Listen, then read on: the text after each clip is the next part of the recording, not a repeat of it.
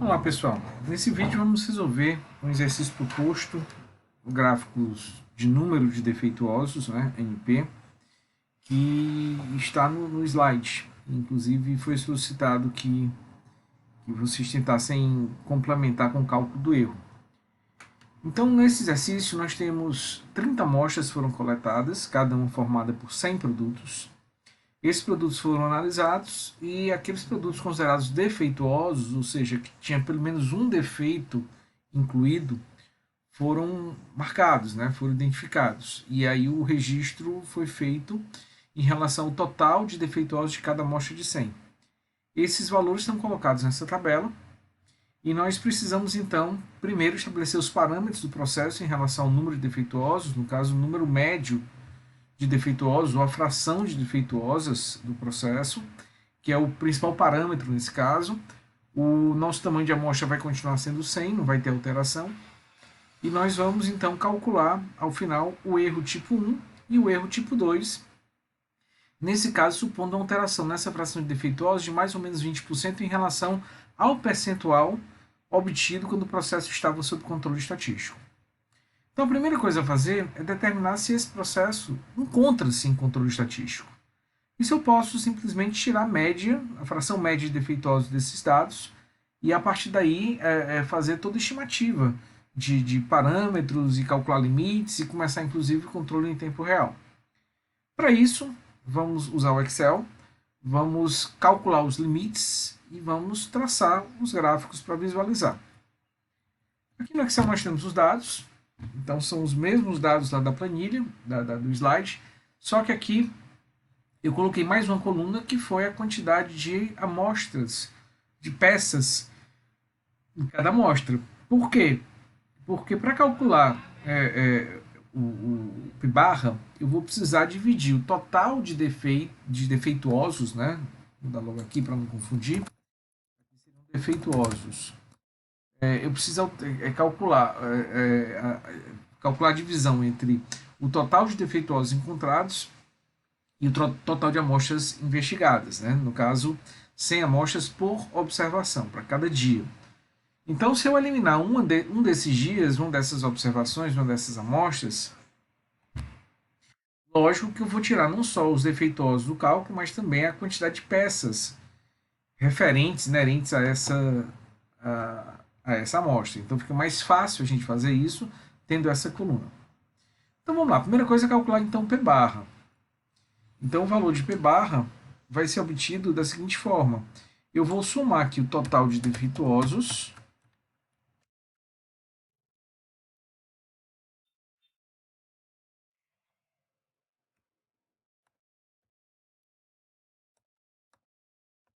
vejam que deu 302 unidades defeituosas e 3.000 amostras investigadas. Com isso, o nosso P barra vai ser a razão entre as duas, 302 dividido por 3.000, o que deu 10,1% aproximadamente.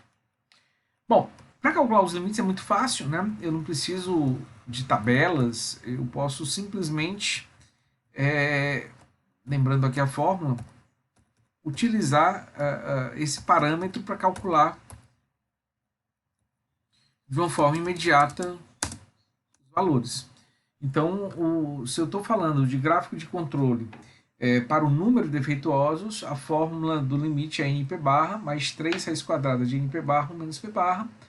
np barra é a média, raiz quadrada de np barra 1 menos p barra é a variabilidade, isso deriva da distribuição binomial da estatística, e a gente continua usando aquela lógica de média mais ou menos 3 desvios padrões.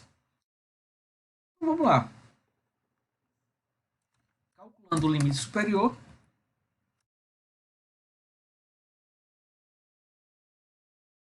eu vou ter n vezes p barra, fixando aqui esse p barra, mais 3 que multiplica a raiz quadrada de np barra, então, novamente, fixar de novo, e multiplica por 1 menos o p barra, aqui embaixo, também fixando.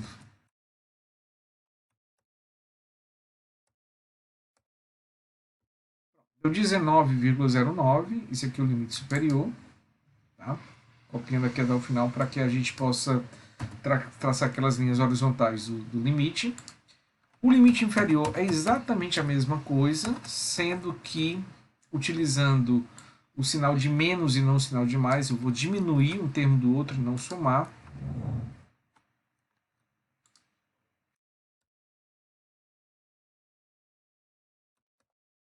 Aqui é só trocar o sinal.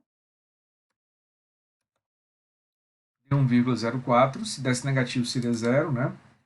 E o meu P barra, eu vou usar um selo espelho, já que eu já tenho esse valor calculado aqui no final. Na verdade, NP barra, né? Então, vamos fixar e vamos multiplicar pelo valor de N. Então, a nossa linha média é 10,06, 10,07.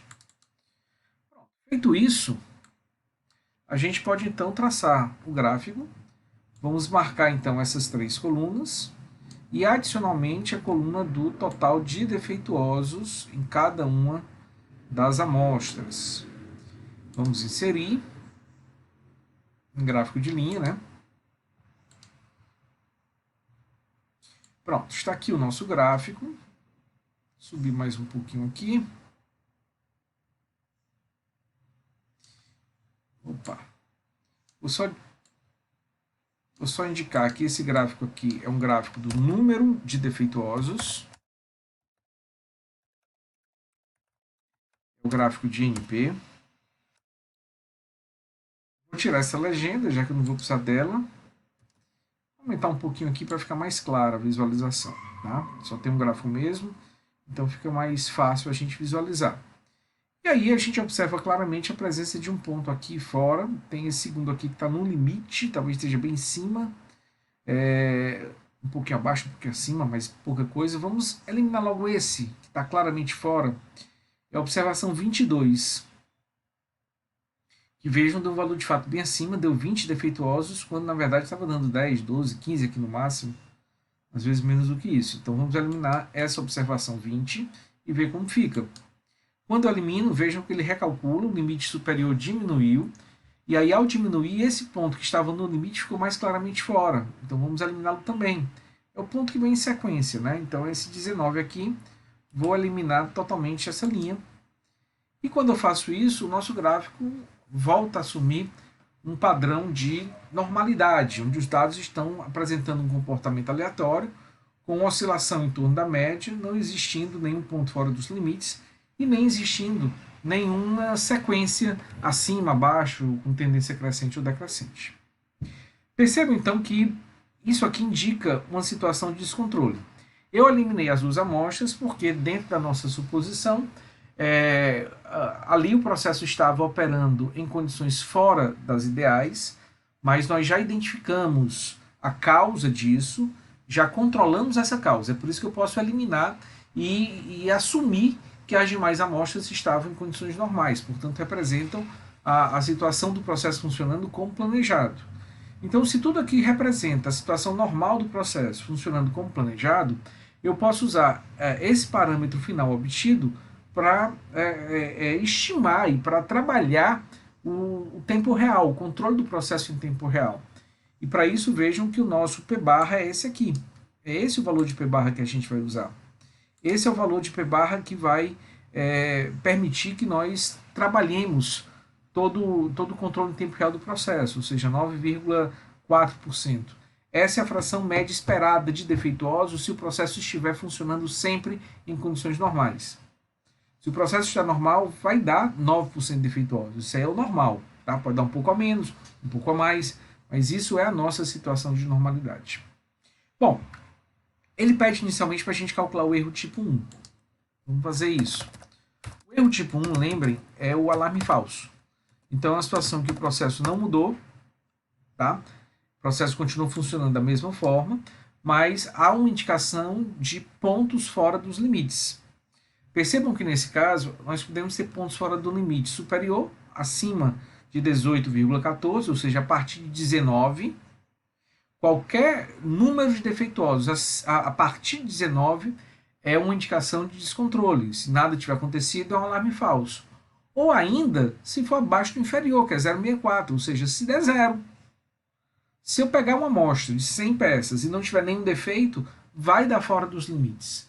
E isso, supondo que nada mudou, também representa um alarme falso. Então, posso dizer que o erro tipo 1 seria a probabilidade de nós termos uma quantidade de defeitos maior ou igual que 19, e ainda somando a probabilidade de nós termos uma quantidade de defeitos igual a zero. Tá? Vou somar esses dois.